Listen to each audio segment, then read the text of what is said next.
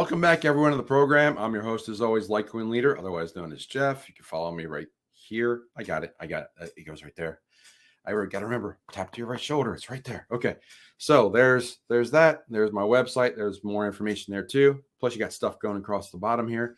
If you like this kind of content, please like, share, subscribe, leave a comment down below. Really appreciate it. I'm going to try and talk a little slower in this video because I jammed a lot into the last video and then I forgot to go back to the rest of it. So this is now part two to, I'm going to make sure I get this right, Gresham's Law. Okay, I did a video on Metcalfe's Law. That's another video, doing a bunch of videos before the holidays and so on, or in the holiday period. But I'm just focusing here. We're going to do, this is part two to Gresham's Law. So let me share my screen and I'll go over a really interesting and funny video. And I'm gonna make comments from the side rather than try and drop in and out. That way I know I'm going to get through the whole article. So we're going to knock this out. So here we go. Investopedia. For those who missed part one who haven't watched it yet, Gresham's Law is the principle that bad money drives out good. Okay. The law stemmed from the historical use of precious metals to manufacture coins and their subsequent value. Since the abandonment of metallic currency, that means we don't use metal coins very much anymore. Abandoning the metallic currency standards, the theory often describes the stability and movement of different currencies in global markets. It goes all the way back to the 1500s. I want to highlight the fourth bullet here, and I'll come back to this because it's further down below. The examples here are fantastic. Just let me get to them. The law observes the effects of currency debasement. We'll talk about debasement later. So this comes back from when Sir Thomas Gresham lived in the 1500s and wrote about the value of minting coins while working as a financier, and later founded the Royal Exchange of the City of London. So he exchanged currencies for people. When Henry VIII changed the composition of the English shilling, so this has happened before, many, many times. So the king changed the composition of like the metals that were in the English shilling. That was the currency. He replaced a substantial portion of the silver with base metals like tin, zinc, copper, so on. Citizens separated the English shilling coins and hoarded the coins containing more silver, which were worth more than their face value. Sound familiar to those silver collectors? I bet it does. So both currency types were liquid and available simultaneously for uses acceptable forms of exchange. Kind of like back when we had silver, 90% silver quarters and dimes.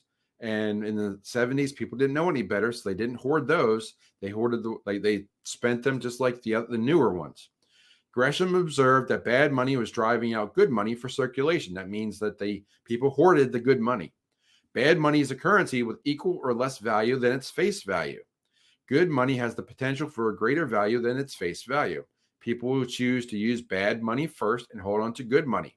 Again, my example was with the Chuck E. Cheese coins that in the first video. The Scottish economist Henry Dunning MacLeod attributed this law to Gresham in the 19th century. MacLeod, every time I hear MacLeod, I think there could be only one. If you know what movie I'm talking about, leave it in the comments. Okay, good money versus bad money. Historically, mints manufactured coins from gold, silver, and other precious metals, which gave these coins their value. Issuers of coins sometimes lowered the levels of the precious metals used and passed the coins onto the public as full value coins. Kind of like when they went off the 90% silver standard for U.S. coins in 1964 for quarters and dimes, and they started making them out of like zinc and copper and tin. New coins with less metal content had less market value and traded at a discount. The old coins retained a higher value. So for those who knew better, they kept the silver coins and spent the less valuable zinc and copper and tin coins. So, however, legal tender laws mandated that new coins with less metal content have the same face value as older coins. That means a quarter is a quarter. The new coins were legally overvalued. So, and the old coins were legally undervalued. So again, if you want to buy a silver quarter right now, you're going to spend about $5, even though it says 25 cents on it. So the old ones were undervalued because you can tell now they're worth $5. The new ones were overvalued. They weren't worth 25 cents. The buying power of 25 cents, it was not equivalent back then. Governments, rulers, and other coin issuers often implemented this policy of legal tender laws to obtain revenue and repay debts borrowed in old coins using new coins at par value. So what that means is if you owed somebody, let's just say the U.S. owed France and they wanted to get as much as they could, much value out of the currency supply as possible. They would hoard the silver coins and give out the tin silver coins, and they'd be able to pay off their debts with the silver, which actually had higher value, and were basically stealing from the public. Legally forced to treat both types of coins as the same monetary unit, buyers passed along their less valued coins as quickly as possible and held on to the old coins, thus debasing the currency. That means knocking the value down, creating a fall in the purchasing power of the currency units. To fight Gresham's law, governments often blame speculators, implemented currency controls like confiscating gold, prohibited removing coins from circulation, or confiscated privately owned precious metal supplies. This is what happened in the 1930s when I think it was 1933, when they confiscated gold.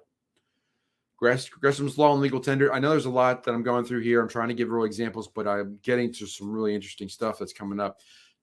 Hang with me. Gresham's law is evident in a modern economy with legal tender laws, such as we have here in the United States. When all currency units are legally mandated to be recognized as the same face value, the traditional version of Gresham's law operates.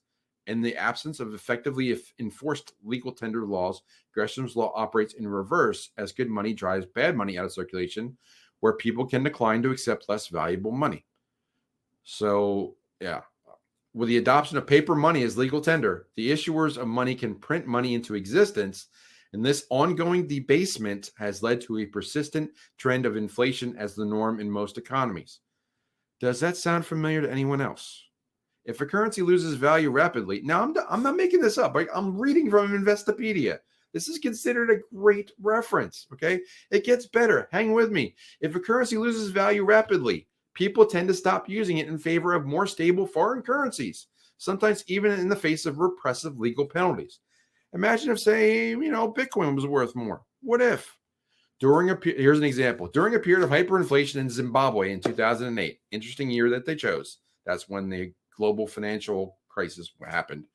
The Zimbabwe dollar, that was the too big to fail. That was 2008. So the Zimbabwe dollar was the legal currency, and many people abandoned its use in transactions. This is in Zimbabwe, eventually forcing the government to recognize de facto and subsequent de jure dollarization of the economy. Now, French words. So I looked this up. I wanted to watch my voice there. So de jure versus de facto. The term de facto is commonly used in contrast to de jure, which means concerning the law. Something that is de jure is in place because of laws. When discussing a legal situation, de jure designates what the law says, while de facto designates what actually happens in practice. So going back to what I was reading, so they went from eventually forcing the government to recognize de facto and subsequent de jure dollarization of the economy. So first came de facto, then came de jure. So de facto is what actually happens, and then de jure becomes what the law says. So people said, this paper isn't worth the ink it's printed and the paper it's printed on. So the people decide what they accept, right? If they know that the Zimbabwe dollars aren't worth anything, they stop accepting it.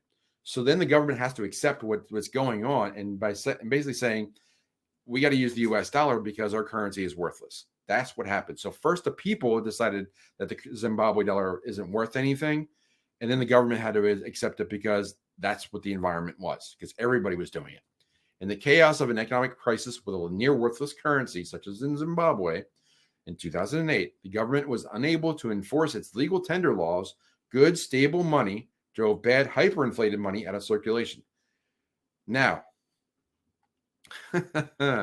stable currencies such as the dollar or the US dollar or the euro can be considered good money as they circulate as an international medium of exchange.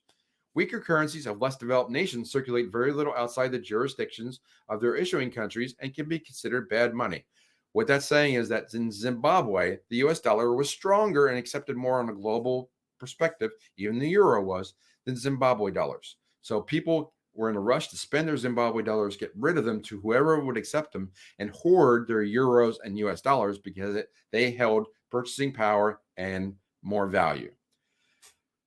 Interesting example that they use the US dollar as the stable currency and good money. Here's another great example. In 1982, the US government changed the composition of the penny to contain 97.5% zinc. I don't know if you know that, but the pennies are now mostly zinc.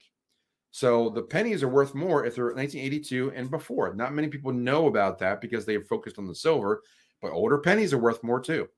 This change made pre-1982 pennies worth more than their post-1982 counterparts, while the face value remained the same. Due to the debasement of the currency and resulting inflation, copper prices rose from an average of 66 cents and change per pound in 1982 to over $3 in 2006 per pound, with the purchasing power of a penny falling by nearly 80%. Can't buy anything for a penny anymore. There used to be like penny candies and penny arcades, and not anymore. We know that pennies are worthless now. It actually costs more to make a penny than it is. It costs more to make the penny than the penny itself. So that's why they don't want pennies in circulation anymore. As people began harvesting copper from old pennies, the U.S. imposed stiff penalties for melting coins, and the legislation carried a $10,000 fine or up to 5 years in prison if convicted of the offense. And I'm going to stop there because I could go on in that article. Great examples. I just wanted to give a part two because in part one, I only read like the first two paragraphs, but there were such good examples there of Gresham's law in action and how they view the U.S. currencies as great, but then like you can't melt them down because they know that the raw metal is worth more than the buying power of the coin itself. So I'll post, as always, I'll post the link to part one up here. You can watch that as well. But Gresham's law is very important to know. Bad money drives out good, which sounds backwards, but it means that bad money gets spent first. Okay. Go back to the first video. Again, it'll be linked up here where I talk about the Chuck E. Cheese inside of a casino inside the U.S. economy. So check that out. What are your thoughts? What are these good examples? Did you get as much amusement as I did out of that article from Investopedia of all places? Leave a comment down below, like, share, subscribe, really helps out the channel. And again, I will see you in the next video. Take care.